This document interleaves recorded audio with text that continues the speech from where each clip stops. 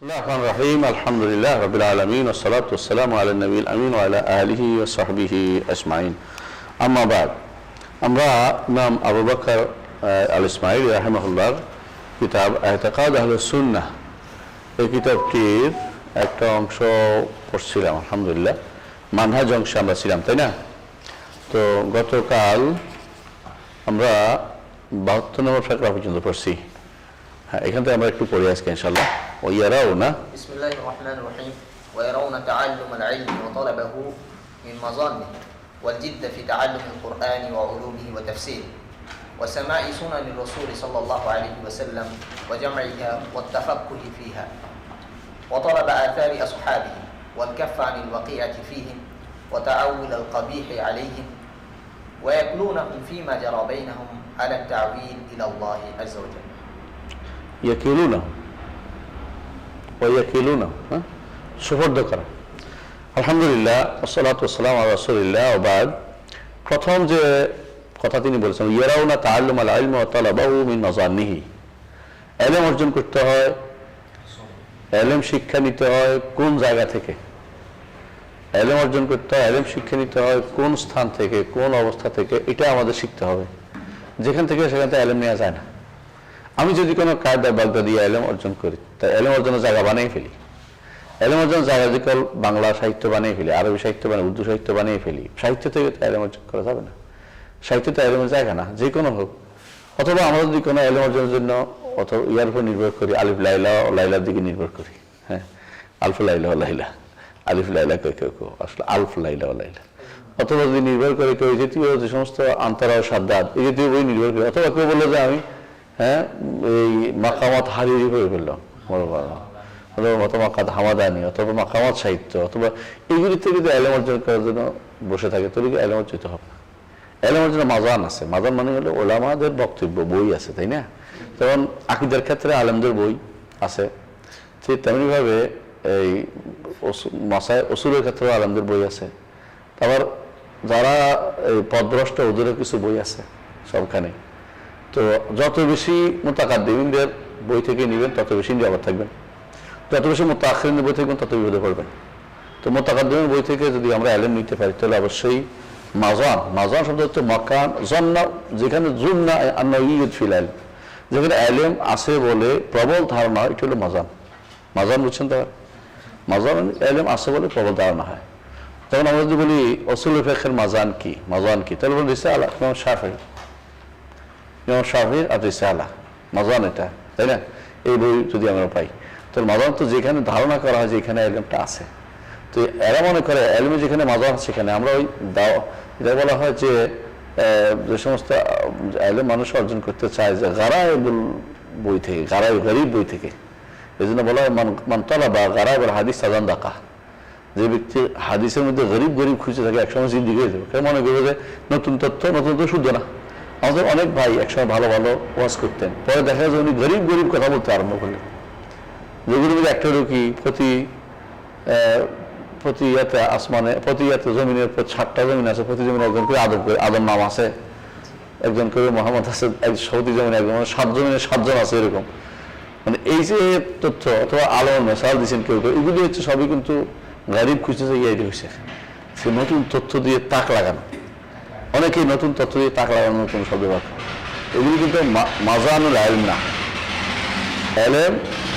ইলম পাওয়ার জায়গা না, ইলমের জায়গা যেগুলো শিখতে হবে। যেমন তাফসীর সাহিত্য যদি আমরা শিখি, তাহলে কোত্থেকে নিব? ইবনে জারীর তাবারী রাহমাতুল্লাহ আলাইহি থেকে। আমরা তাফসীর যদি কোনো একেবারে আমাদের দেশে বা আশেপাশে কোনো দেশের ভাষা থেকে নেই, তাহলে এটা ভুল করবো, অনেক ভুল হবে, এবং সেগুলিকে আমরা শুদ্ধ করতে পারবো না।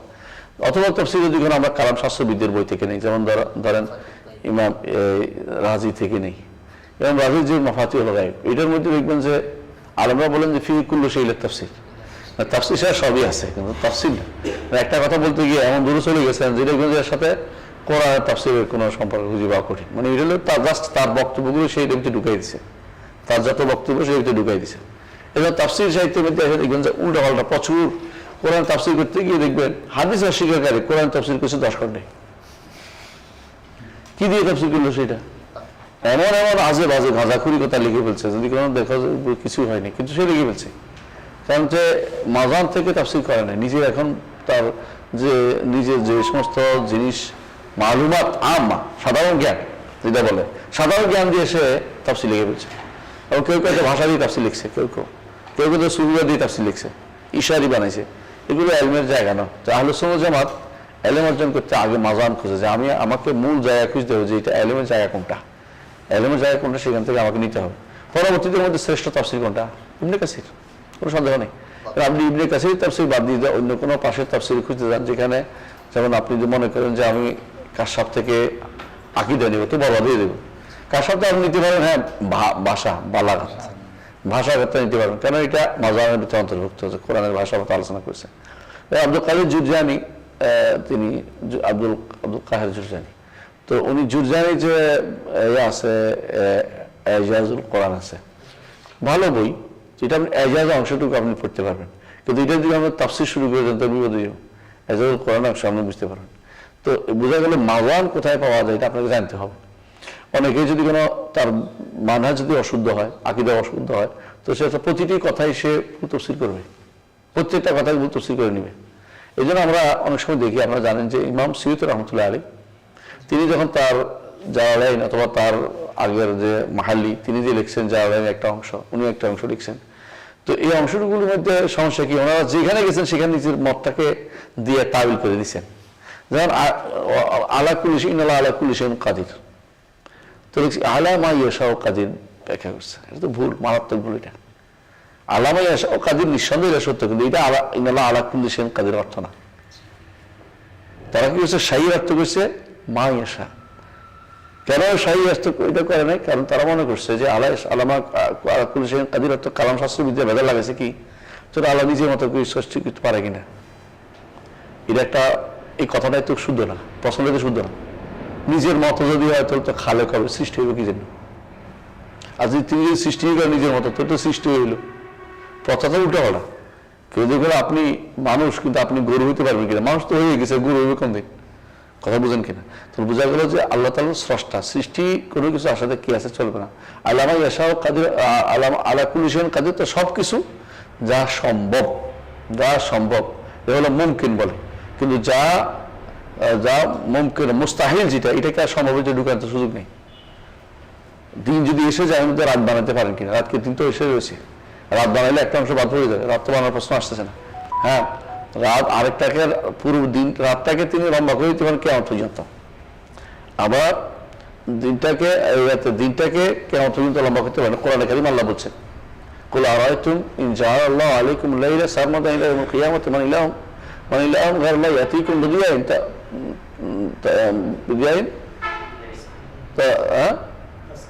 তাসমাউনা ফিহি, না তাসকুনুনা ফিহি, এটা হলো বেলায় না, মানে বিদিয়াইন তাসকুনুনা বিদিয়াইন, হ্যাঁ আফালা তাসমাউন। তো এই এরপর আফালা তাসমাউন না, এরপরে আবার রাত দিনের কথা বলা হয়েছে, তাসকুনুনা ফিহি বলা হয়েছে। অর্থ যে এটা আল্লাহ ইচ্ছা করে করতেই পারেন, কিন্তু যেটা আমার এসে গেছে পুরাতন জিনিস নিয়ে, বলে আল্লাহ কি আদমকে গরু বানাইতে পারবেন কিনা? তো হয়ে গেছে, এটা আপনি বলতেছেন কেন? এটা মুস্তাহিল জিনিস না। আল্লাহ তো স্রষ্টা, আল্লাহর উপরে আপনার কোনো কিয়াস কিয়াস চলবে না। তো আল্লাহ তাআলা যেটা আপনার হবে মুমকিন, যেটা এটা অবশ্যই তিনি পারেন, কোনো সন্দেহ নেই। কিন্তু মুস্তাহিল জিনিসটা আল্লাহ দিবেন না।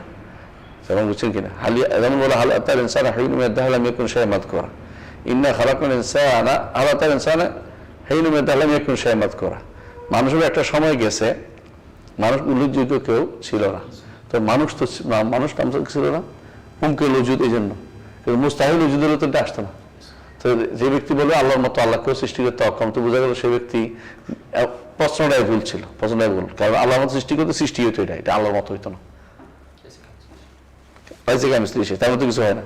তো সুতরাং প্রশ্ন এইভাবে কথাবার্তা বলার অর্থ হচ্ছে ইচ্ছা করে কথার মারফেজ দিয়ে মানুষকে বিভ্রান্ত করা। এটার জন্য আপনি কোরআন তাফসিরকে উল্টাবেন না। এটার জন্য এটা ঠিক রাখতে, এটা ঠিক শুদ্ধ করতে যাইয়া আপনি কি করছেন, আলামা ইয়াশাউ করে গেছেন আলা কুল্লি শাইইন কাদির, তিনি যা ইচ্ছা তা করেন। তো কিন্তু এর উত্তর দেয় নাই। এর উত্তর দেওয়া উচিত যে এই প্রশ্নটাই কি আছে, ভুল আছে। কারণ যদি তিনি সৃষ্টি করেন তো এটা সৃষ্ট, এটা তার স্রষ্টা না, তো তার মতো তো হইল না। কিন্তু তার মতো প্রশ্ন তো হইতে পারে না। কেন লাইসা কাইনাসি ওসামের বাসিল গায়ের মমকে, এটা হলো মুস্তাহিল জিনিস, এটা অসম্ভব জিনিস, এটা হইতে পারে না। স্রষ্টা কি, স্রষ্টা সৃষ্টি, স্রষ্টা আরেকটা হবে, এটা অসম্ভব জিনিস। হ্যাঁ, কুল্লাউ কানা ফিল আরদি মালাইকাতুন, আল্লাহ তাআলা বলছেন লাউ কানা ফীমা আলিহাতুন ইল্লাল্লাহ ফাসাদাতা। এই জন্য এটা অসম্ভব জিনিসকে এখানে আসবে না। এটা বলে উত্তর দিলে হইতো, এটা উত্তর না দিয়ে এখন যত জায়গাতে ইন্নাল্লাহ আলা কুল্লি শাইইন কাদির আসে, সবগুলিকে আল্লাহ আমায় সহ করে ফেলছে নিজের মনের ব্যাখ্যা। ঠিক অনুরূপভাবে যেখানে যেখানে আমরা আরো দেখেছি তাফসীরের ক্ষেত্রে, আরো কিছু জায়গাতে এরকম তাফসীরের ক্ষেত্রে তিনি করেছেন, তবে কিছু অনেক জায়গাতে তিনি ভালো করেছেন। ইমাম সৈয়দ রহমতুল্লাহ অনেক সিফাতের ক্ষেত্রে তিনি বলছেন যে নুসবেতু আমরা সাব্যস্ত করি, হ্যাঁ, ওলা নুকাইফ, আমরা তাকে ধরন নির্ধারণ করি না, এটা বলছেন ভালো। অনেক জায়গাতে তিনি ভালো করছেন, আলহামদুলিল্লাহ, এটা একটা ভালো জিনিস। তো বলতেছি আপনি আমি যদি কোনো তাফসীর যে কোনো এলমের অর্জনের জন্য কি করতে হবে, মাজার না এলম দেখতে হবে। এলম যে কোনো জায়গাতে অর্জন করা যায় না। এলম যদি আপনি বিভ্রান্তিমূলক জায়গাতে অর্জন করেন তো আপনি বিপদে পড়ে যাবেন। এলম কোথেকে অর্জন করছেন জিজ্ঞাসা করতে, আপনি এলম কোথেকে আসছে। যদি বলেন যে কি কি বই পড়ছেন, দেখেন তো ওই বইতে আছে কিনা। আপনি বলেন যে আমরা জালালাইন হাসিয়েতে পাইছি, একজন মানুষের চোখের এরকম করতেছে, তাই বলেন যে ওইটা কোথায় পাইলেন, জালালাইনের হাসিয়া কামালাইনের মধ্যে পাইছি। তো কামালাইনের মধ্যে আপনার এলমের মর্যাদা রাখি, মানে আপনি মুখ দিয়ে আঙুল দিয়ে সারাছেন চোখের, তো কামালাইন তো আপনার এলমের মাজার না। কামালাইন হয়েছে জালালাইনের ব্যাখ্যা করে বুঝিয়ে দিচ্ছে। কামালাইন তো আপনার এলমের মাজার না, মানে যে এলম পাওয়ার জায়গা না, হাদিস পাওয়ার জায়গা না, মাজার মানে এটা হাদিস পাওয়ার জায়গাই না। হাদিস আছে, কে করছে আবু বকর রাদিয়াল্লাহু আনহু এরকম পাইয়ানো এরকম চোখে লাগাতে এরকম কোশ্চেন বলে, তো এটা তো এটা এখানে হাদিস এখানে আসবে কোথেকে, বুঝলেন না? এখন কেউ যে বলে যে হাদিসে পয়সি কিরকম যে লাউলাকা লামা খালাকতুল আফলাকা, তো কোথায় আছে বলছে মওদুআতুল কুবরা মধ্যে পাইছি, কিতাব মনে করে বসে রয়েছে। এটা হলো 52টা হাদিসের কিতাব, 52টা হাদিসের কিতাব যেটা পাইলে তো মজার না এলম, মজার না হাদিস ছিল না, বুঝে আসছে? তো হাদিসের কিতাবের থেকে আনতে হতো আপনাকে, যখন হাদিস রসুল বলছিল কোথায় হাদিসের কিতাব পাতি, হাদিস বলছে আল্লাহ রসুল বলছে, এরপর আনতেছেন কোথেকে, হ্যাঁ, ফেরার কিতাব থেকে, তাহলে তো হইল না। সবার কিতাব তো হইল না, আপনাকে হাদিস বললে রসুলের সামনে দিয়ে আনতে হবে। তাহলে প্রত্যেকের জিনিস কি আছে, মাজার আছে। আপনি যদি আয়াত যদি ব্যাখ্যা, আয়াত কোরআন আয়াতটা কোথায় পাইছে, যদি বলে কোরআন আয়াতটা পাইছি হুজুরের বইতে হইব, কোথায় হইতো কোরআন আয়াতটা পাইছি কোরআন কারীমে। হাদিস কোথায় পাইছে, রসুলের হাদিসের বইতে, তাই না? তাফসীর কোথায় পাইছেন, যারা পূর্ব তাফসীর করে তাদের থেকে বই থেকে পরবর্তীতে নিছে, অথবা সাহাবায়ে কেরামের বক্তব্য আছে, অথবা মুখে আছে, বলতে হবে। প্রত্যেকটা জিনিসই এরকম মাজান এলেম অর্জন করার গুরুত্বপূর্ণ জায়গা, যেই জায়গাতে বেদাতি হেরে গেছে। বেদাতির এলেমের বড় সমস্যা হচ্ছে এটা, যেখান থেকে হয় সেখান থেকে নেয়। যেমন তারা আকীদার এলম নিবে কোথেকে, ইলমুল কালাম থেকে, আকীদার এলম থেকে, ইলমুল কালাম থেকে, কালাম শাস্ত্রের থেকে এলম নিয়ে আকীদার কোনো গুণে একদম গুণার কাজ। কারণ হচ্ছে কালাম শাস্ত্র যারা পড়ে নাই তারা কি জান্নাতে যাওয়ার সার্টিফিকেট পাইছে না? কারা এরা? সাহাবায়ে কেরাম, এমনকি তাবেঈন এজাম, মানে বড় বড়, তারা কিন্তু কালাম শাস্ত্র চোখে দেখে, অনেক পড়ে, অনেক জানে, অনেক শোনে, অনেক চলে এই দুনিয়া থেকে চলে গেছে। এরপরে এসে কালাম শাস্ত্র ঢুকছে অনেক পরে এসে, তাই না? বনি উমাইয়া যুগে তো কালাম শাস্ত্র সামনে ঢুকছিল শেষের দিকে একদম, তা তাদেরকে ধ্বংস করছে। আব্বাসের যুগে এসে কালাম শাস্ত্র ঢুকছে। তাহলে 100 বছর পর্যন্ত, প্রায় 102 বছর পর্যন্ত এই কালাম শাস্ত্রের কিন্তু কোনো অস্তিত্বই ছিল না। মানুষ কিন্তু জানার যাওয়ার পথ পেয়ে গেছে। তো আপনি এখন যদি আকীদা যদি খুঁজতে যান কালাম শাস্ত্রের ভিতরে, তো আপনি ভয়াবহ করবেন। আপনি যদি কালাম শাস্ত্র আপনি দর্শনের মধ্যে আকীদা খুঁজতে চান, এবং আপনি যদি কোনো আকীদার নাম দেন ইসলামী দর্শন, তো আপনি তো ইসলামী দর্শন নাম দিয়ে আকীদাকে বরবাদ করে দিয়েছেন। কারণ আপনি তো বুঝেন নাই কোথায় আকীদা খুঁজতে হবে, এটা জানেন নাই। আকীদার বই যেখানে সেখানে তো খুঁজবেন, আকীদার বই তো কালাম শাস্ত্রের ভিতরে কথা আসে না, এবং দর্শনীদের কথাও আসবে না। ইবনে সিনার কাছে আকীদা নিতে গেলে আপনি বরবাদ হয়ে যাবেন। ইবনে সিনার যেটা ভালো সেটা আপনি নেবেন, যদি সে ডাক্তারি ভালো হতে, ডাক্তারি যদি ভালো হয়ে থাকে কাজে লাগে। এখন যে এটা কাজে লাগে আমি বলতেছি না, অনেক হয়তো জোর করে করবেন যে কাজে লাগে, আচ্ছা কাজে লাগে, ডাক্তারি বিদ্যা লাগে, কিন্তু ইবনে সিনার কাছে আপনার আকীদার জন্য দর্শ নিলে আপনি শেষ, বরবাদ হয়ে যাবে। ফারাবি, কিন্দি এদের কাছে আকীদা দর্শ নিতে পারবেন না। তেমনি ভাবে আকীদা দর্শ আপনি কাজারি থেকেও নিতে পারবেন না, এই ইয়া থেকেও নিতে পারবেন না, রাজি থেকেও নিতে পারবেন না, ইমামুল হারামের জুয়ারি থেকে নিতে পারবেন না, শাহরাস্তানি থেকে নিতে পারবেন না। এরা হচ্ছে কালাম শাস্ত্রবিদ, এদের থেকে আকীদার কোনো কিছু নেওয়া যাবে না। আপনি এলম নিতে হবে কোথেকে, ইমামদের থেকে, আকীদার এলমটা। যারা আকীদার বই লিখছে, যেমন এই ইমাম আবু বকর ইসমাইল লিখছে কিসের উপরে, ইতিকাদ আহলুস সুন্নাহ, একেবারে ওর থেকে নিতে হবে, ওনার থেকে নিতে হবে। অথবা ইমাম আবু হানিফা রাহমাতুল্লাহ যদি শুদ্ধ হয়ে থাকে তার বইটা, এটা কি ফিকহুল আকবার, যদি শুদ্ধ হয়ে থাকে, এর মধ্যে অনেক মক্কাম আছে, বাড়তি জিনিস ঢুকাইছে, বুঝাই যায় আগের কথা পরের কথা মধ্যে কি আছে, পরস্পর বিরোধিতা আছে, প্রচুর পরিমাণে বিরোধিতা আছে।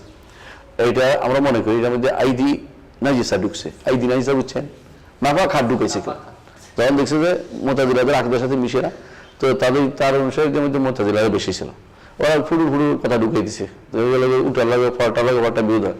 তো পরবর্তী যারা আসছে এটা দুইটাকে কিতাব মনে করে দিয়েছে, দেখবেন আগের কথার সাথে পরের কথা প্রচন্ড বিরোধিতা রয়েছে, এবং উল্টা সব বিরোধিতা রয়েছে। এই সব বিরোধিতাটা কোথেকে আসলো, পরবর্তীরা এটার মধ্যে কি করছে, নিজেদের বক্তব্য ঢুকিয়ে দিচ্ছে। কারণ তখন তো কিতাব ছাত্ররাই লিখতো, তাদের কথা ছাত্র লিখে রাখতো।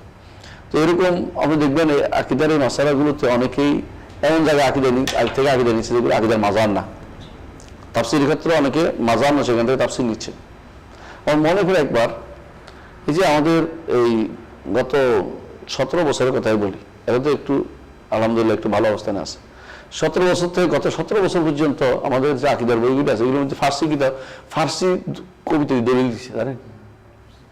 হ্যাঁ, এই যে ফার্সি কবিতা ছিল আমি জানতাম। আচ্ছা, ফার্সি কবিতা আকীদার মাজার হলো কি করে বলেন তো? হ্যাঁ, মানে সোহবতে সালেহ তারা সালেহ কুনা লিখে ফেলেছে, বুঝছেন না? সোহবতে তালেহ তারা লিখেছে। তারপর ফার্সি কিতাব, এমনকি যখন একদিন এটা নিয়ে আলোচনা শুরু হলো যে এগুলি তো অনেকগুলো তো এই হাদিসগুলি পাওয়া যায় না, যেগুলো হাদিসগুলি তারা দিছে ওখানে, এখনো কিন্তু বানানো হাদিস রয়ে গেছে, এখনো ভুল রয়ে গেছে, আগে যখন নির্দিষ্ট নিয়মের মধ্যে নাই। কতক্ষণ নাম দিয়েছে তাওহীদুজ জাত। তাওহীদুজ জাতের উদাহরণ কি জানেন? সুবহানাল্লাহ, তাওহীদুজ জাতের উদাহরণ পাই নাই, সবগুলিকে হাদিস সিফাত দিছে, জাত বুঝে নাই তো। জাত সাহিদ জাত বললে তো কোথায় আসে, আসের উপর আসে, এই জন্য এটা আলোচনা আনে নাই। যদি অনেকগুলো আল্লাহর নাম করে দিয়ে বলছে তাওহীদুজ জাত বলেছে, মানে আশ্চর্য। আমি দেখলাম 7ম শ্রেণীর বইতে দেখলাম, দেখে আমি কি লেখলো এগুলি, কোনো কারণে মিল করতে পারবে না, উল্টো পাল্টা করে ফেলছে পুরা। তো যারা এই বইগুলি লিখছে আমি জানি না ওরা কোন আইলেম নিয়ে বই লিখতে বসে, ছোট ছোট বাচ্চাদের মাথায় মন মগজ নষ্ট করা ছাড়া কিছুই না। এরা মাজানে যায় নাই, আকীদা কোথায় পাওয়া যাবে সেই মাজানে যায় নাই। তারা যদি কোনো এই মাজান ইমামদের থেকে নিতে পারত তাহলে ভালো হতো আমাদের জন্য। এই জন্য এই পর্যন্ত যত বিভ্রান্তি আসছে এলিম অর্জন করছে মিন গায়রি মাজানে, কারণ ইজা উসনাদুল আমরি ইলা গায়রি আহলি ফান্তাজিরি সাআ। তো ঠিক আছে, এই জন্য অনেকে বলে যে কিয়ামতের আলামতের মধ্যে এটা হাদিস আছে যে ইলতিমাস আল আসাগির, যারা জানে না তাদের কাছে ইলম অর্জন করতে চাও। তো এটা একটা বড় ধরনের বিপদ। যারা অনেকেই আজকে আমাকে একজনে জানাইলো যে বড় প্রতিষ্ঠান করছে, একজনে বড় আলেমের ছেলেরা মিলে, সব আলেমের ছেলেরা মিলে প্রতিষ্ঠান করছে। তো ওনাদের একজন বলতেছে আল্লাহ আরশের উপর বসে আছে। চিন্তা করো, একজন মানুষ, মানে একটা রেকর্ডের কথা, মানে তারা বসে আছে বলতে পারে, বসা কোথায় পাইছে তারা? এবং এর মধ্যে কেউ বাড়াবাড়ি করতেছে, কোনো কোনো ইয়া দিয়া লাজমুল কওল দিয়ে, লাজমুল কওল বুঝছেন কিনা? হ্যাঁ, লাজমুল কওল কথার দাবি। এটা কি? ওয়াহালিকুন ইস্তাওয়া ইলাবিল জুলুস, একজনে কইছে এটা দিয়ে যে জুলুস হয়, ইস্তাওয়া কি করে, যা বুঝে আসে। তো বুঝে না আসলো, তোমার বুঝে না আসলেও চলবে। তুমি এটা তোমার বুঝে না আসলে তো এটা সব বুঝে আসবার কথা না, কারণ ধরন তো বুঝে আসার কথা না। তুমি যদি বলে যাও ইস্তাওয়া জুলুস দ্বারা হয়, শুধুমাত্র তুমি ভুল করছো। ইস্তাওয়া জুলুস দ্বারা হয় না। নৌকা যে ইয়ার উপর উঠছে, যদি পাহাড়ের উপর উঠছে, এটাকে জুলুস করছে নাকি?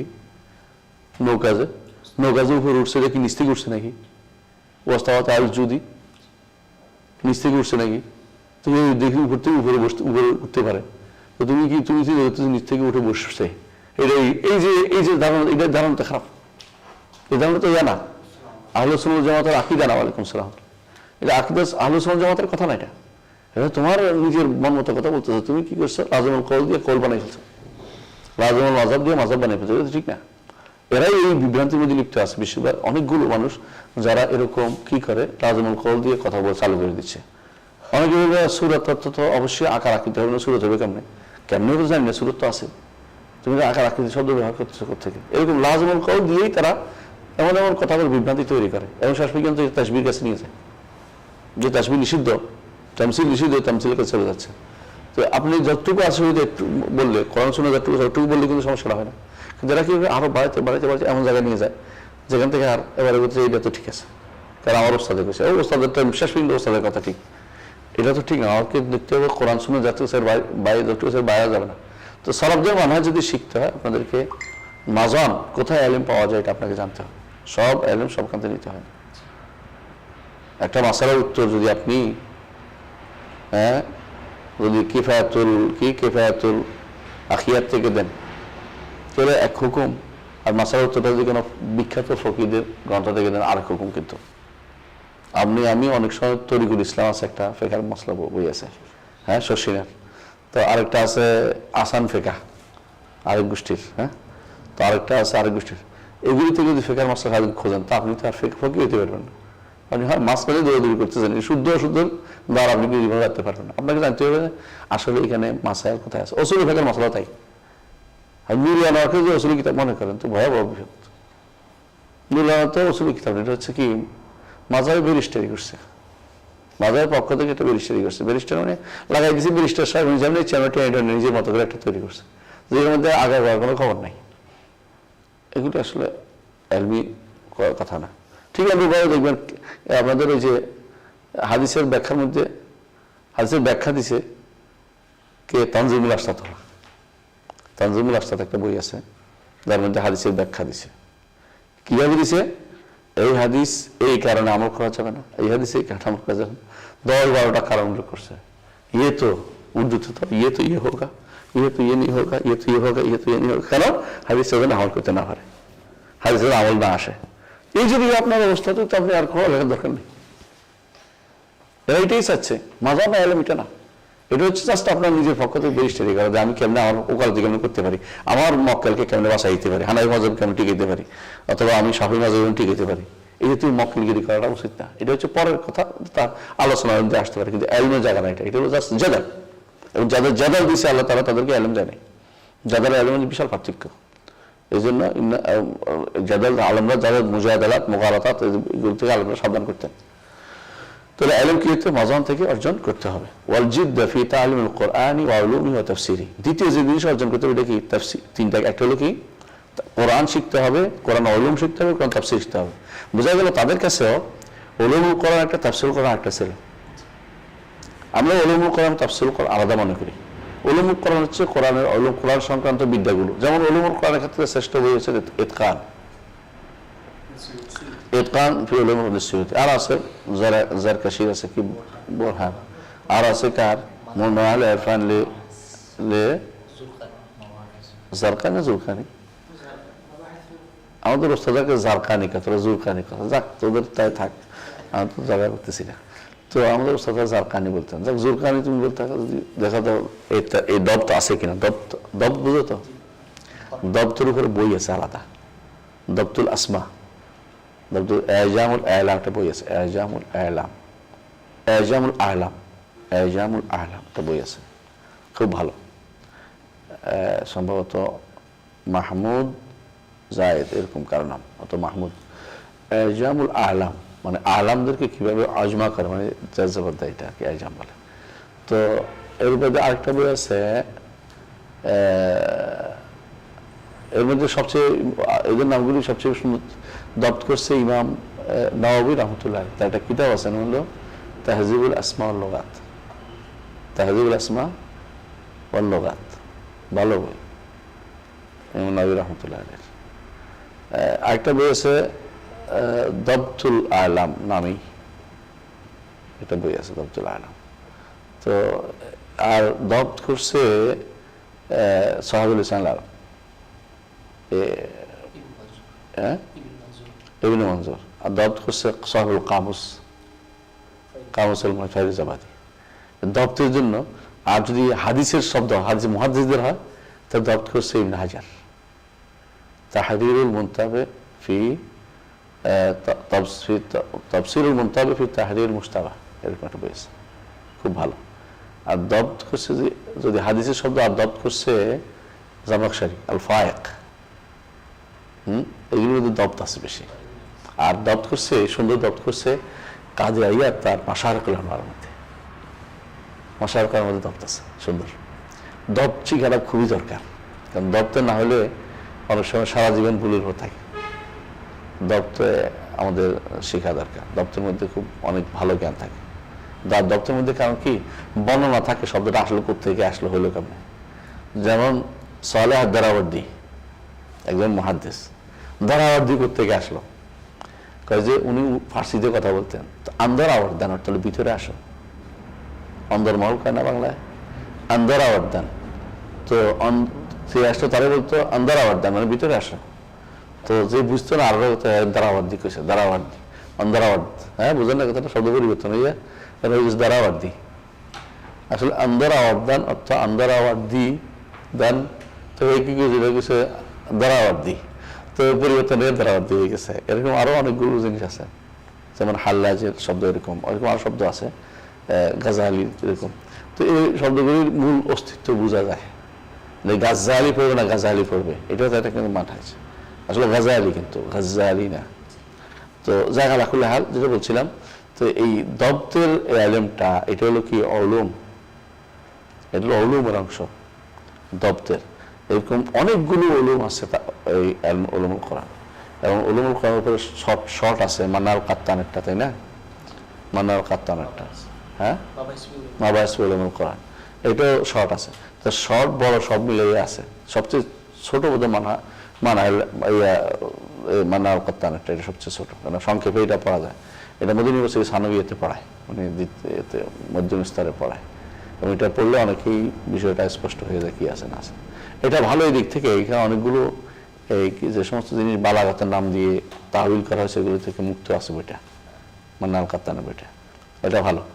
তো জিদ্দিফি তাফসিরি, তাফসির আলাদা বিদ্যা, তাফসির আলাদা বিদ্যা। এই জন্য মদিনা ইউনিভার্সিটি দুইটা যারা এমফিল পিএইচডি করে দুইটা ভাগ করে, তো উলুমুল কোরআন না তাফসিরুল কোরআন করতে থেকে নিবে, আগে ভাগ করে ফেলে, তারপর সে গ্রহণ করে, সেইভাবে সাবজেক্ট নেয়। এটা হচ্ছে আপনাকে কোরআন থেকে শিখতে হয়, উলুমুল কোরআন নয় তাফসিরুল কোরআন, দুটো একটা থেকে আপনার আসবে কোরআন কারীম, অথবা সামা সুনান রাসূলুল্লাহ সাল্লাল্লাহু আলাইহি ওয়াসাল্লাম, সামা রাসূলুল্লাহ সাল্লাল্লাহু আলাইহি ওয়াসাল্লাম সুনান সামা জামায়া ওয়া তাফাক্কু ফিহা, এটাও দুই রকম আছে। এটা কি উলুমুল হাদিস, একটা হলো উলুমুল হাদিস, একটা হলো ফিকহুল হাদিস, ফিকহুস সুন্নাহ বলে এটাকে, ফিকহুস সুন্নাহ। এবং উলুমুল হাদিস একটা হলো কি ফিকহুস সুন্নাহ, দুই ভাগ করে দিয়েছে মদিনা ইউনিভার্সিটি, দুই ভাগ আছে, এবং এখানেও দুই ভাগ থাকা উচিত। আমাদের দেশে তো দুটো একসাথে করে ফেলছে, এবং কোথাও কোথাও এখানে উলুমুল হাদিসের উপর তো খুবই কমই আমল হয়, শুধু সবাই ফিকহুল হাদিসের উপর আমল করতে যায়, ফিকহুল হাদিসটাকে পুরোটাই নিজের মন মতো করে সাজিয়ে নেয়, যেমনি আছে এমনি সেটাকে আমার তো মন মতো হয়েছে, অথবা মন মতো না হলে এগুলো পড়তেও চায় না, আর তো মন খারাপ হয়েছে, এই হাদিস এত হাদিস পাওয়া রাখবে না, নাউজুবিল্লাহ। তো এই জন্য ইলম অর্জন করার নিয়মটা তারা দেখা দিচ্ছে, কি কি হলো, তাহলে কি হলো, একটা হলো কোরআন, একটা হলো সুন্নাহ। কোরআন দুই ভাগে বিভক্ত, সুন্নাহ দুই ভাগে বিভক্ত, তাফাক্কু ফিহা যেটা, ওয়া তালাবু আসার আসহাবিহি। এবার আসছে 3 নম্বর আকার। ইলম হচ্ছে 3টা জিনিসের নাম, বুঝছেন তো, কোরআন সুন্নাহ আসার, কোরআন সুন্নাহ আসার, এটা ইলম। তারা ইলমের ক্ষেত্রে এই 3টাকেই প্রাধান্য দেয়, এই 3টে এখানে উল্লেখ করা হয়েছে, ঠিক আছে, যে অতএব আসারের সাহাবী, রাসূলুল্লাহ সাল্লাল্লাহু আলাইহি ওয়াসাল্লাম সাহাবীদের আকার, এর ফলে একটা নম্বর হওয়া উচিত, এর ফলে একটা নম্বর হওয়া উচিত।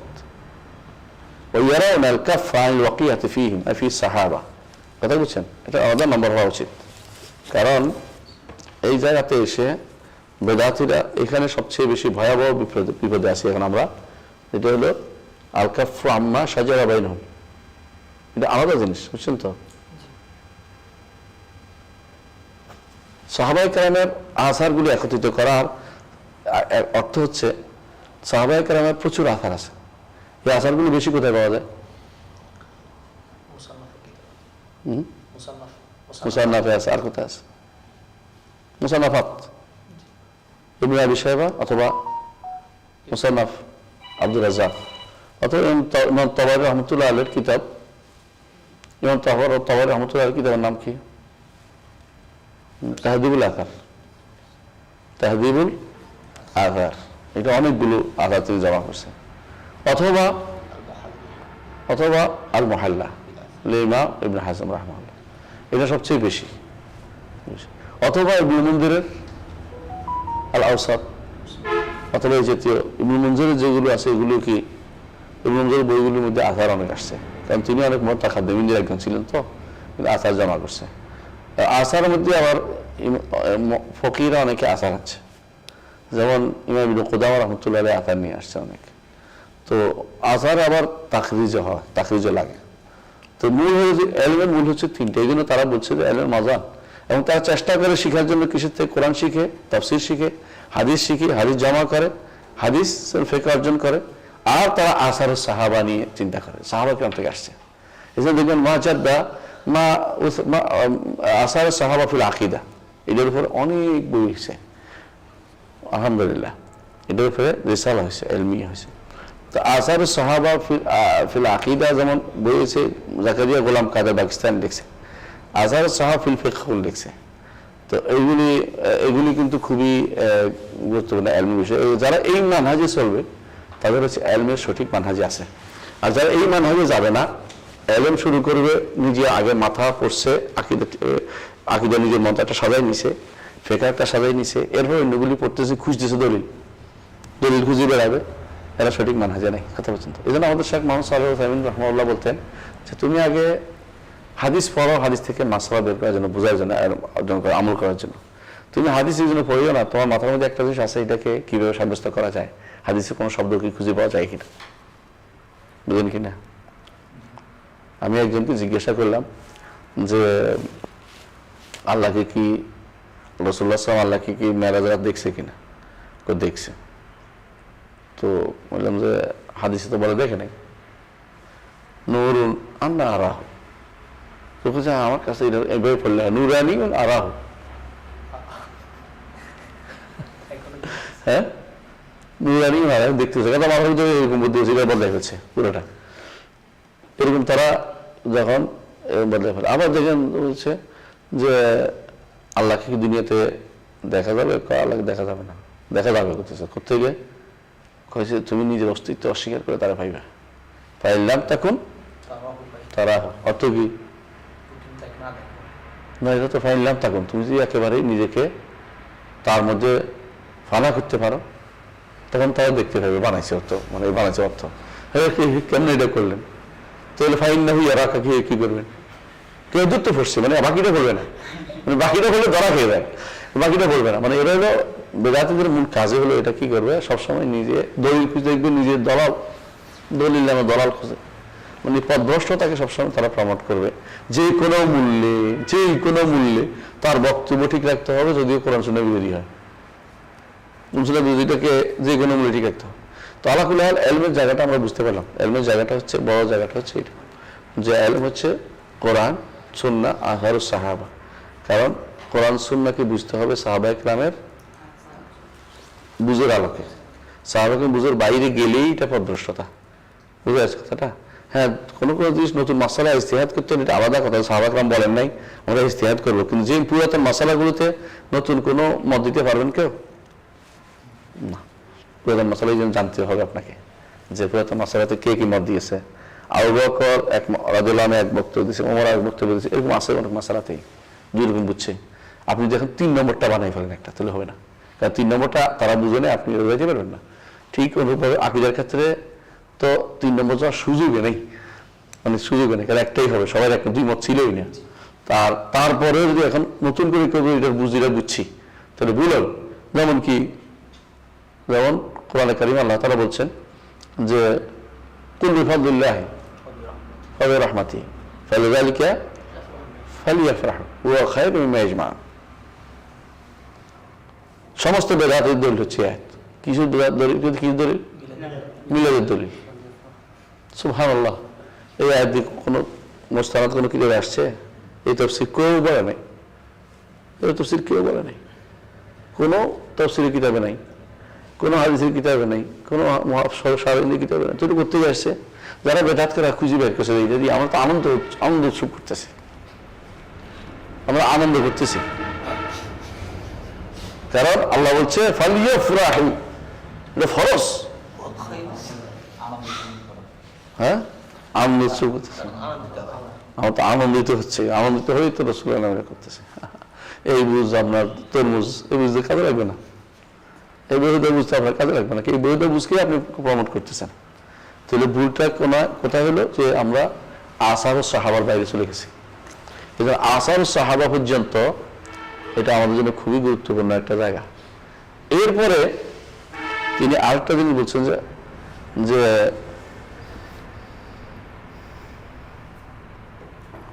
ওয়ালকাফু আল ওয়াকিয়াতি ফিহিম, ওয়াকিয়া ফিহিম মানে ফি সাহাবা ফিমা শাজারা বাইনাহুম, আল কাফু আম্মা শাজারা বাইনাহুম, এটা কিন্তু একটা উসুল। অনেকে বলে এটা কেন না মানলে কি হবে? আল কাফু আম্মা শাজারা বাইনাহুম বুঝছেন না?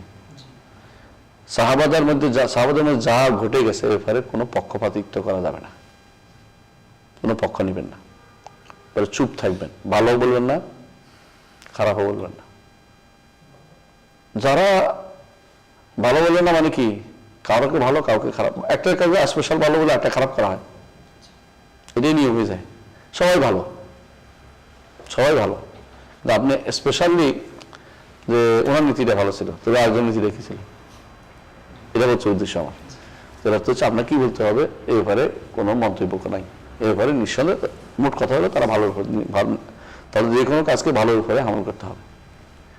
যেটা ইমাম এইভাবে ইমাম ইবনে তাইমিয়া যেটা বলছে এটা মনে আছে তো?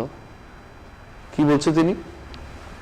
সাহাবায়ে কেরামের যা ঘটেছে, যে বর্ণনাগুলি আসছে, এগুলো তিনি কিন্তু কয়েকটা কথা বলছে। এক নম্বর হচ্ছে, এক নম্বর প্রথমে বিভাগী ব্যক্ত, মা সাহা আর লাম ইয়াসাহ, শুদ্ধ হয়নি। শুদ্ধ হয় নাই কেন? যেগুলো বর্ণনা করছে এরা গ্রহণযোগ্য ব্যক্তি ছিল না, বিশেষ করে ইতিহাস। এগুলো আর ইতিহাস বর্ণনাকারী বেশিরভাগ ছিল তালিফ।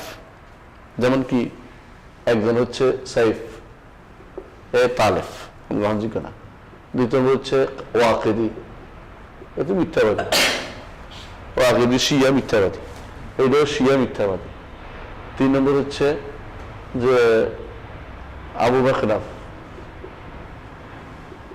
লূত ইবনে ইয়াহইয়া মিথ্যাবাদী। বুঝতে পারছেন? তো অধিকাংশ বর্ণনা এর উপর নির্ভরশীল।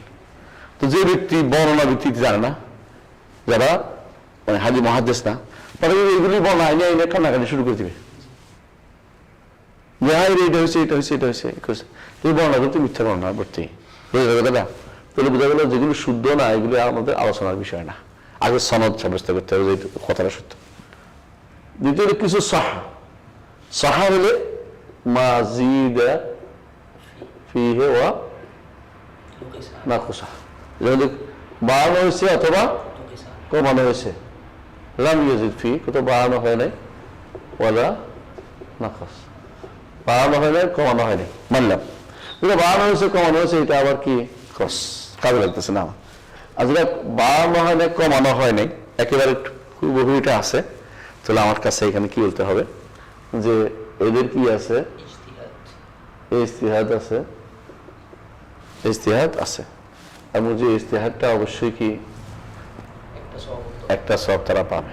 আর যদি কোনো বলেন যে ইজতিহাদ নাই, ইজতিহাদ নাই, তাহলে বিহারুর রাহমা, তাদের যে বড় আমল ছিল ওর তুলনায় এটা কি নয়, কিছুই না। আমলগুলি এমন যে ময়লা এক বালতি ময়লা ফেললে সাগরের যেমন কিছু হয় না, এদের এগুলিতে আলোচনা করে শুধু সময় নষ্ট করা কিছুই না। কথা বুঝছেন তো? যে এরপর আরো আছে, এদের মধ্যে আরেকটা আছে যে হয়তো আল্লাহ তাদের ক্ষমা করে দিয়েছেন, কারণ এদের মধ্যে কেউ বাজারই থাকে, যদি কোনো এদের মধ্যে কেউ থাকে, এই দায়িত্বের দোকানে থাকে, তো আল্লাহ ক্ষমা করে আগে করছে। আর এদের মধ্যে জান্নাতের ওয়াদা দেওয়া হয়েছে, এদেরকে তওবা করছে।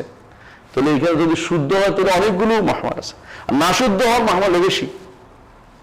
এগুলো খুঁজে যদি আপনি আলোচনা করেন, দেখবেন যে এত হাতে গোনা কয়েকটা জিনিস পাবেন যেগুলো আশ্চর্য হবে শুধুমাত্র। এগুলি কেমনে বলছে? পরস্পরের মধ্যে হয়তো বিদেশ ছিল, বলছে যে উনি আসলে ওনার কথা বলা যাবে না, ওনারটা বলা যাবে না, এটা বলছে, মানলাম শুদ্ধ হয়েছে, ওনারটা উনি বলা যাবে না বলছে, ওনার কথা আমার কাছে বলবে না। মানুষ এরকম থাকে দুনিয়াতে, ওর কথা আমাকে বলবি না, রাগ করে বলছে, থাকতে পারে এটা।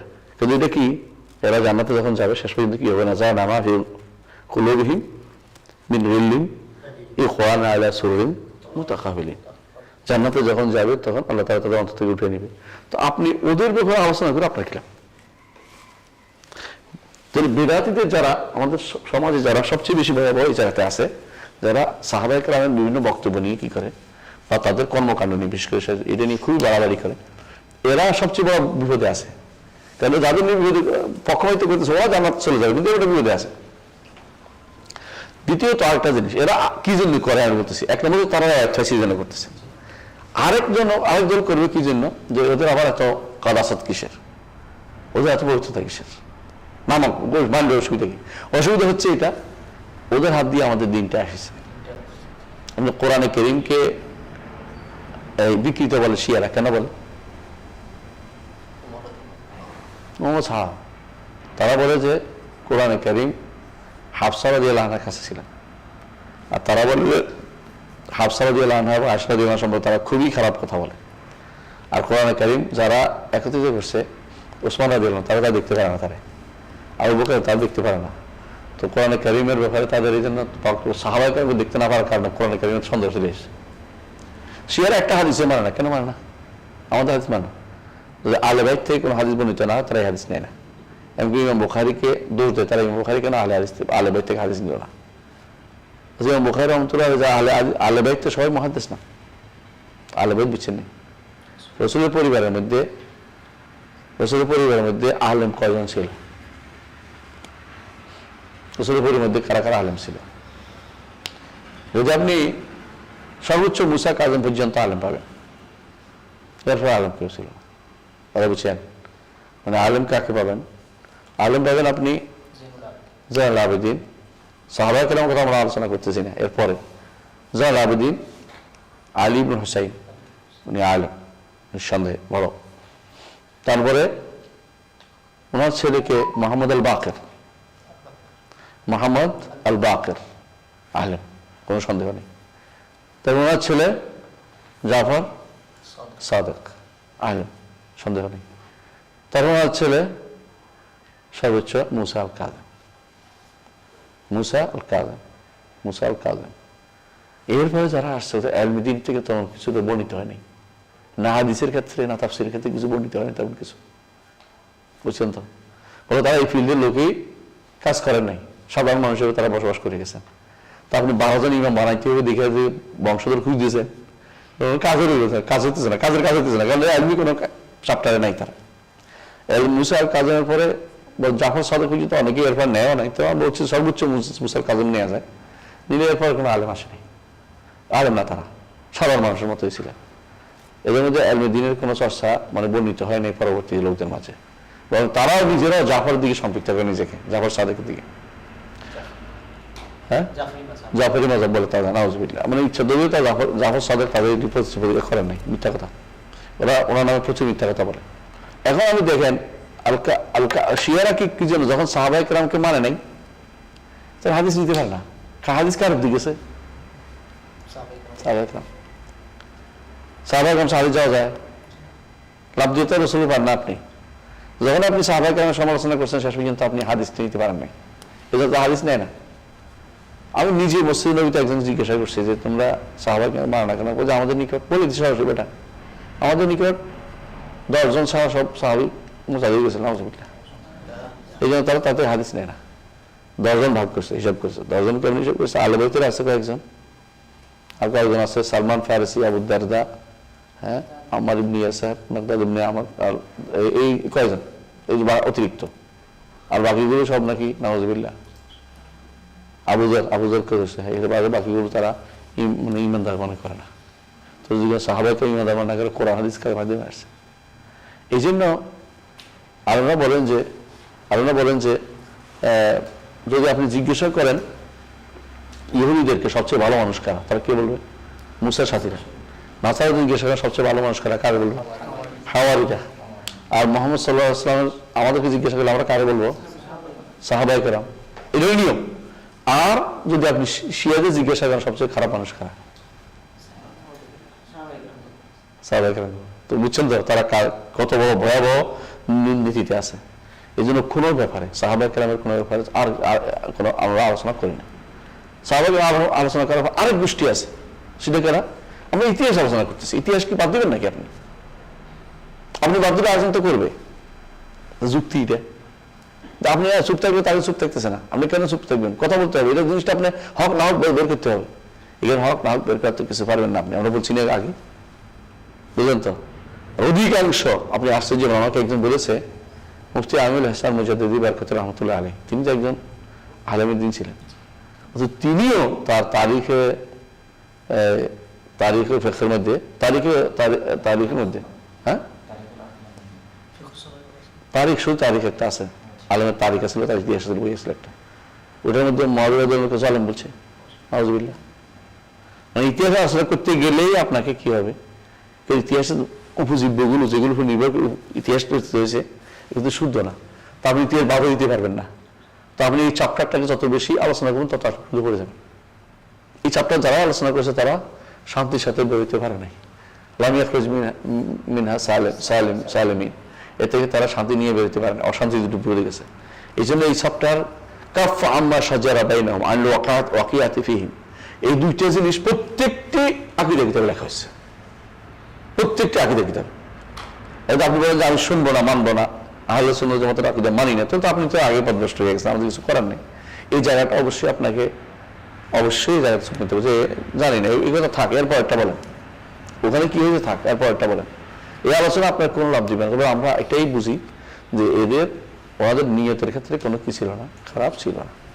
নিয়তের ক্ষেত্রে কেউ বলতে পারেন নিয়তের ব্যাপারে খারাপ ধারণা করলে বরবাদ, কিন্তু যদি কোনো কেউ জালেম বলে ফেলে, কেউ জুলুমকারী বলে ফেলে, কেউ এটা বলে ফেলে, সুবহানাল্লাহ। একবার এটা নিয়ে আলোচনা হচ্ছিল, তখন বাংলাদেশে একজন নেতা, তিনি আলেম দিন বলে পরিচিত হয়েছে, যদিও ওয়াজ করে, কত মাদ্রাসার টিচার।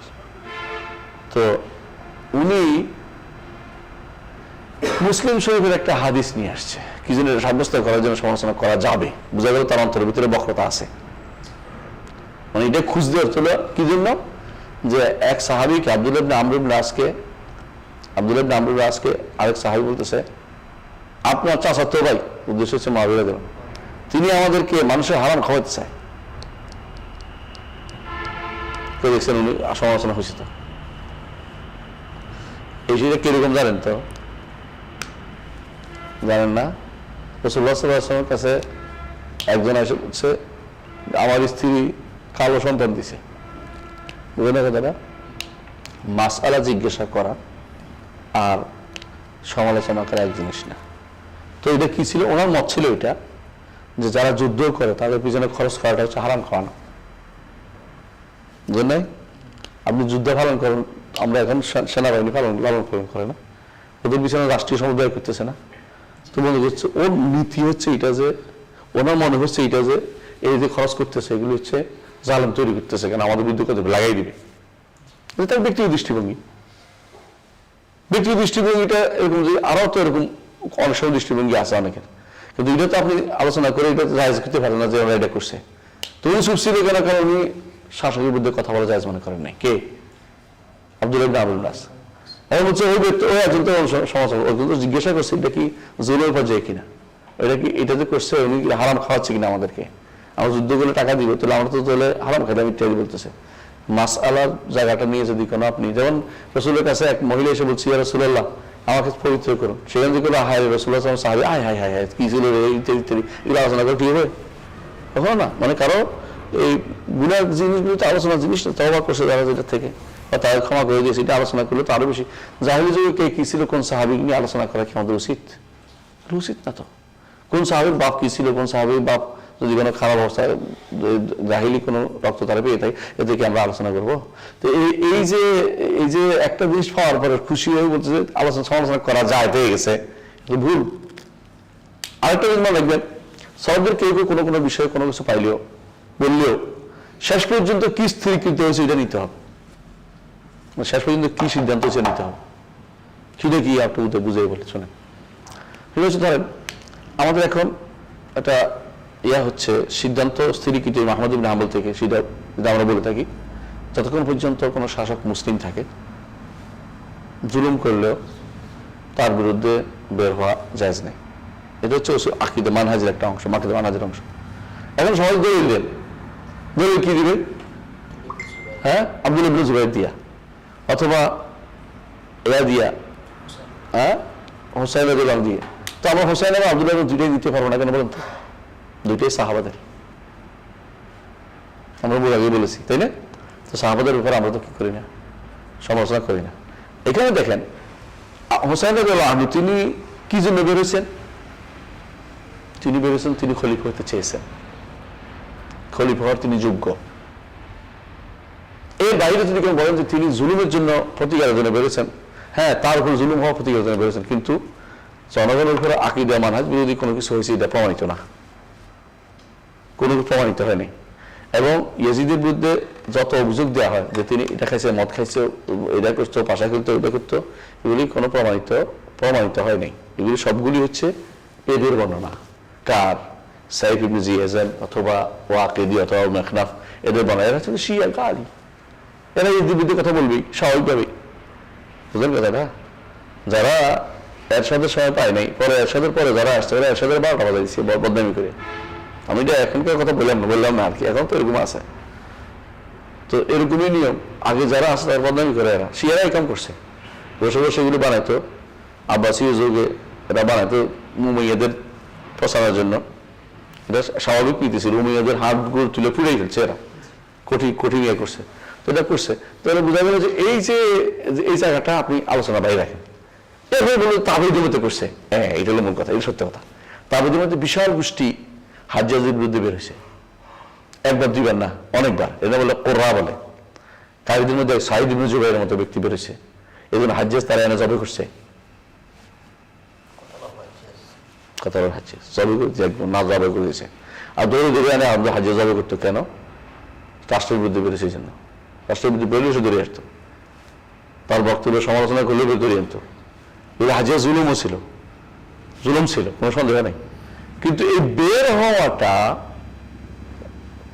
মানে কি?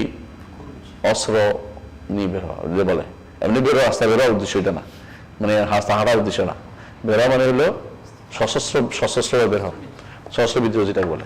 এই বের হওয়াটা অনুমোদিত না। কিন্তু ওনারা বেরিয়েছে, ওনাকে আমরা তাবেঈদেরকে তো আমরা কোনো বলি না যে ওরা তাবেঈরা সবগুলি, তা আমাদের সব আকীদার ইমাম সবাই না, ভুল থাকতে পারে তাদের মধ্যে, এটা ভুলের অংশ ছিল। যেমন আমরা বলি যে নফসুজ জাকিয়া আলেম হিসেবে ভালো ছিলেন, হ্যাঁ।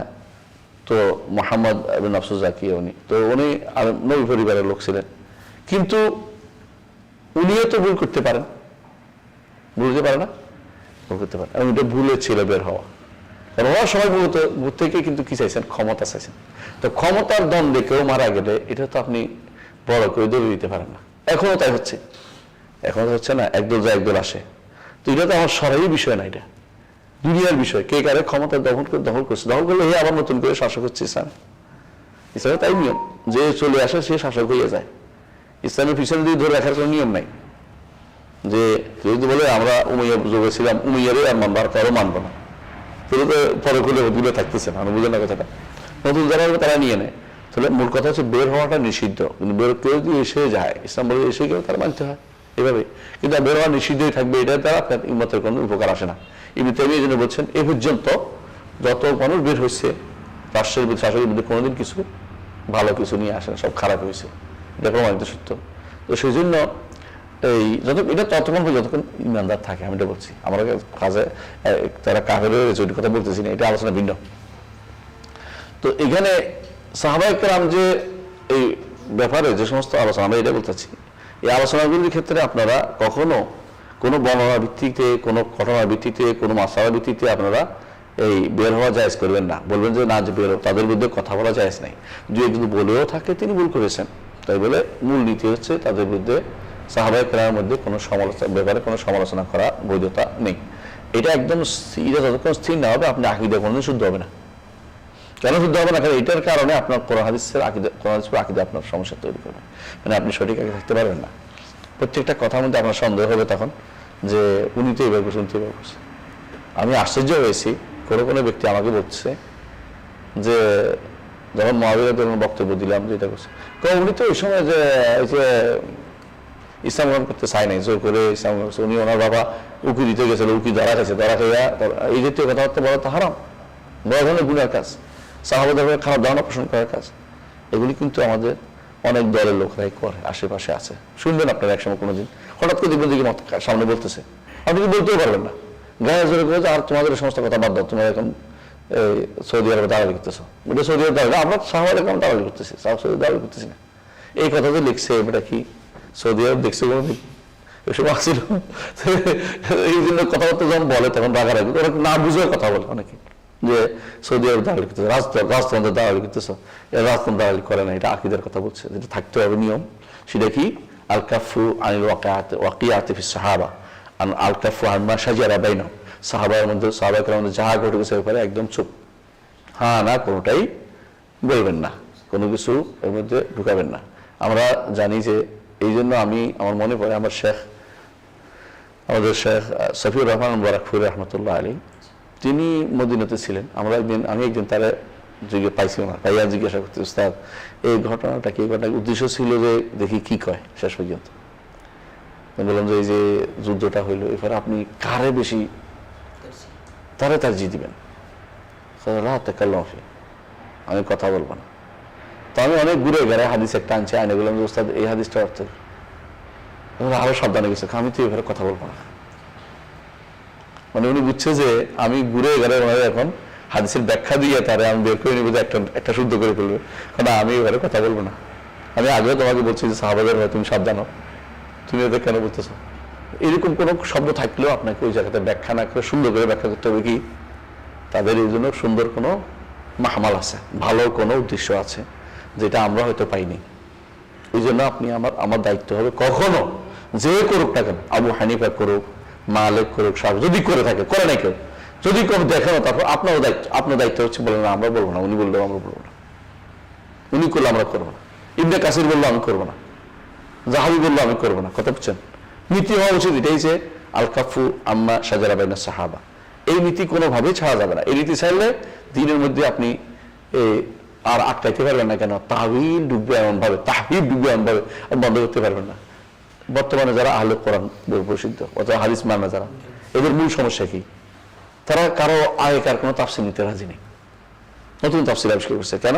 কারণ সাহাবায়ে কেরাম তাদেরকে মানতে রাজি নেই, তাদের তাবেঈদের কথা মানতে রাজি নেই, ইমামদের কথা মানতে রাজি নেই। তারা এখন নতুন নতুন পদ্ধতি চলে, যে আমরা বুঝছি, আমরা বুঝছি, হুম রিজাল নাহনু রিজাল, তারাও পুরুষ আমরাও পুরুষ, হুম রিজাল ও নাহনু রিজাল, এটা বলে। তো আমরা বলছি হুম রিজাল, তোমরাও রেজাল বুঝি, হুম রেজাল সাদা, আর তোমরা রেজাল শুধু বিছানার মধ্যে রেজাল, আর কোথাও রেজাল নয় তোমরা। তাই এই যে বুঝছে, এটা হলো কি আল কাফু আনিল ওয়াকিয়াতি ফীহিম, তাদের মধ্যে, তাদের ব্যাপারে কোথাও কি করা যাবে না, তাদের মধ্যে আক্রমণের নিশানা বানা যাবে না। হ্যাঁ, এই জন্য ইমাম আবু যুরা কি বলছে দেখেন, যারা ইতারাজুলা ইয়ান্তাকিসু আহাদা মিন আসহাবি রাসূলিল্লাহ সাল্লাল্লাহু আলাইহি ওয়াসাল্লাম ফাআলাম আন্নাহু জিন্দিক, যখন তুমি দেখবা একজন কোন ব্যক্তি সাহাবায়ে কেরামের একজনকে, কোন একজনকে, আহাদান রাসূলুল্লাহ সাল্লাল্লাহু আলাইহি ওয়াসাল্লামের সাহাবীদের একজনকে কি করতেছে, একটু সামান্য ন্যারো মাইন্ডে দেখতেছে, ইয়ান্তাকিস শুধু বলছে যে কেমন সাহাবী, এটা করলো ফাওয়া জিন্দিক। জিন্দিক বুঝেননি? জিন্দিক কারে কয়? একদিকে নাস্তিক মুনাফিক জিন্দিক কয়। হ্যাঁ, জিন্দিক আর মুনাফিকের পার্থক্য হচ্ছে, জিন্দিক মুনাফিক প্রচার করে না, আর জিন্দিক সহমত প্রচারও করে, মানে বলেও দেয়, মানে দরকার, আবার দেখাবে যে সে ভালো চায়। জিন্দিক দেখাবে যে সে ভালো চায়, বুঝলো, প্রচারও করে। মুনাফিক সে প্রচার কোনোদিনই করে না, মুনাফিক পেটের ভিতরে থাকে, আর জিন্দিগির কথা বেরিয়ে যায়। এবার ইন্তাকাস বলছে, কথা বুঝছো তো, ইন্তাকাস করে। তো এটা পার্থক্য আছে একটু। তো জিন্দিক শব্দটা আসলে আরবি শব্দ না, মূলত এটা ফার্সি শব্দ থেকে, কোন একটা শব্দ থেকে ওখান থেকে নিছে, জিন্দিক বলে তারা। আচ্ছা, ওদালিকা আনা রাসূল সাল্লাল্লাহু আলাইহি ওয়াসাল্লাম হাক্কুন ওয়াল কোরআন হাক্কুন, সোজা কথা এটা, যে ওনারা ইমাম খতিব আল বাগদাদী এটা নিয়ে আসছেন এই বক্তব্যটা। এর অর্থ হচ্ছে যুগ যুগ আলেমদের মধ্যে সবচেয়ে বড় জিনিস হচ্ছে যে কোনোভাবেই সাহাবায়ে কেরামের কোনো সমালোচনা করা যাবে না, কোনোভাবেই যাবে না, বুঝে আসছে? কোনোভাবেই সমালোচনা করা যাবে না, যে কোনো সাহাবীকেই বড় করে দেখতে হবে যে সবার চেয়ে বড়। যারা মনে করবে ওমর ইবনে আব্দুল আজিজ উত্তম মুআবিয়া থেকে, তাদেরকে 100 কথা করতে হবে, 100 কথা করতে হবে। কেন? হ্যাঁ, এটা হচ্ছে অপবাদ দেয়া। কারণ ওমর ইবনে আব্দুল আজিজ হচ্ছে, তিনি একজনকে 100 কথা করছে, এই জন্য তিনি একজনকে 100 কথা করছে। কি জন্য? যে আমাদের যে কেউ কারো উপরে স্থায়ী দিবে না। কারণ সাহাবায়ে কেরামের কারো ধুলার মর্যাদাও কার হয় নাই তাহাবিদের হবে না, তার পায়ে ধুলার মর্যাদাও তাহাবিদের হবে না। এগুলো স্বাভাবিক কথা, একদম একেবারে প্রিয় কথা এটা। সাহাবায়ে কেরাম যারা গেছে রাসূলকে জান্নাতি, অন্য কেউ জান্নাতি বলার সুযোগ তো নাই। এই জন্য ওয়াতাউলুল কাবিহা আলাইহিম, এবং কাফ করতে হবে, কাফ, হ্যাঁ, এবং কি করতে হবে, তাদের উপরে তাফসীর করা হবে। কাবি তাদের উপরে হ্যাঁ মন্দ কথা তাদের উপরে ফেলা থেকে বন্ধ থাকতে হবে, মন্দ কথা তাদের উপরে ফেলা থেকে বন্ধ থাকতে হবে, কাফ করতে হবে। ওই ইয়াকিলুনাহুম বন্ধ থাকে, ইয়াকিলুনাহুম, আর তারা কি করে আহলুস সুন্নাহ ওয়াল জামাত ফিমা জারা বাইনাহুম আলা তাউইল ইলাল্লাহ আযজা ওয়া জাল্লা, তাদের মধ্যে সাহাবায়ে যা করছে এটা বলে ব্যাখ্যা আল্লাহর কাছে, যে আল্লাহ জানে তারা কি করছে, আমি এটার সমাধানে যেতে পারবো না। এই জন্য কেউ যদি বলে আমি আলোচনা করে একটা সমাধান দিব, তাহলে সে ব্যক্তি বদভ্রষ্টতা নিয়ে আসবে, কোনোদিন সমাধান দিতে পারবে না, কোনোদিন সমাধান দিতে পারবে না, একটা পক্ষ হবেই হবে। আমি গত পরশু একখানে ছিলাম, তো সেখানে আলোচনা করছিল খেলাফত রাজতন্ত্র নিয়ে। তো একজনকে আমি জিজ্ঞাসা করছি, তিনি আবার জামাত ইসলামের রকম। তো বললাম যে এই বই তুমি পড়ছো? কেউ পড়ছি। আমি কি বুঝছো? কেউ বুঝছি এটা পড়লে কোনো না কোনোভাবে সাহাবায়ে কেরামের উপর দিয়ে একটা আসবে, মন ধারণা আসবে। আমি নিষেধ করে না, কারণ আমি নিষেধ করছি, অনেকে শোনে না, ও বলতেছে বড় একজন পদে আছে, নিষেধ করে না কেন, কারণ শোনে না। প্রত্যেকে দেখি এটার উপরে বিশ্বাস করতেছে, মন ধারণা নিয়ে বড় হইতেছে। এটা খুব খারাপ জিনিসটা। এই ধারণাটা যে যতক্ষণ বন্ধ না করবো আপনি আকীদা বিষয়ে শুদ্ধ হবে না, আপনার দ্বারা কিছু হবে না। আপনি যেটা বাস্তবায়ন করতে যাচ্ছেন এটা কোনোদিন বাস্তবায়িত হবে না। তো এই জন্য আপনারা কি করতে হবে তাহলে, এগুলো যা ঘটেছে সব এর ব্যাখ্যা আল্লাহ জানে, আল্লাহ জানে কি ঘটনা ঘটছিল, মূল ঘটনা আমরা জানি না, আমরা ছিলাম না।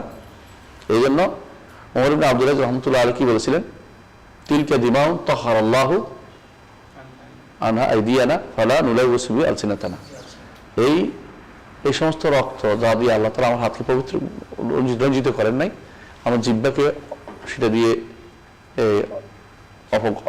কি করবো না, অপবিত্র করতে রাজি নাই। এইটা ওমর আব্দুল আযীজ বক্তব্য বলতে পারেন, তা আপনি সারা উনি যেটা বলছেন তিলকা দিমাউন তাহা, ইমাম জুহরি থেকে বর্ণিত আছে, এটা কেউ কেউ বলছে। এর অর্থ হচ্ছে আমরা কোনোভাবেই এই জায়গাতে হাত দিব না, এটা আমাদের জন্য খুবই ক্ষতির জায়গা, খুবই ক্ষতির জায়গা এটা। এভাবে বলছেন যে মা লুজুমিল জামা, এই জামাত কি দল, জামাত কি সাহাবা, জামাত সাহাবায়ে কেরাম, কোনো সন্দেহ নেই। জামা বলে সাহাবায়ে কেরাম বোঝায়, এটা প্রথমেই। কিন্তু এখানে জামা বলতে বোঝায় মুসলিম আকীদার ঐক্যে যারা আছে, তারা যারা ভাগ হয়ে গেছে ওরা জামাত না, ভিন্ন নাম যারা হয়ে গেছে তারা জামাতে নাই। যেমন শিয়া, খারেজি, রাফেজি, হ্যাঁ, জাবারি, কাদারি, মুরজিয়া, এই জাতীয়, হ্যাঁ, মুতাজিলা, নাসেবি অথবা আশারি অথবা মাতুরি, ভাগ ভাগ হয়ে গেছে উম্মতের মধ্যে। এরা আসলেই জামাতের ভিতরে নাই, জামাতের ভিতরে নাই। তা আপনি কিভাবে লাজামুল জামা, আপনি ওদেরকে এই ঘটনা, এই এবারটা ওদের জন্য, যা আমাদের জন্য ওদের জন্য, আমরা থাকবো, টিকে থাকবো। আর যারা বাইরে চলে ওদেরকে বলবো জামাতে ফিরে আসো। এই জামাত কাদের? সাহাবায়ে কেরাম যেটার উপর ছিল এটার উপর আসো, তাবেঈদের উপর, ইমামদের উপর আসো। এই আমরা অধিকাংশ সময় বলি 4 ইমামের আকীদা, এবং আমরা বলি মুহাদ্দিসদের আকীদা। জামা একক কোনো ব্যক্তির আকীদা দিকে বলি না, একক কোনো ব্যক্তির আকীদা দিকে যারা বলে তারাই বিভ্রান্ত। যেমন আশারি একক ব্যক্তিত্ব, মাতুরিদি একক ব্যক্তিত্ব, কথা বুঝছেন? অথবা কোনো আইডিওলজি, খারাপ আইডিওলজি, যেমন কি মুতাজিলা খারাপ আইডিওলজি, কিন্তু জাহামি একক ব্যক্তিত্ব, একই ব্যক্তিত্ব। খারাপ আকিদা যেমন কি, যেমন কাদারি, যেমন খারাপ আইডিওলজি দিয়ে নফসানিকে সম্পৃক্ত করা, যেটা ইসলামে নাই। এটা হচ্ছে জামার বিপরীত কাজ, জামার বিপরীত কাজ। এটা জামার লুজুমুল জামা অর্থ হচ্ছে আমি অবশ্যই এর থেকে বাইরে যাব না। আল্লাহ আমাদের বোঝার তৌফিক দেন। পরবর্তী আলোচনা ইনশাআল্লাহ আমরা আগামী ক্লাসে করব।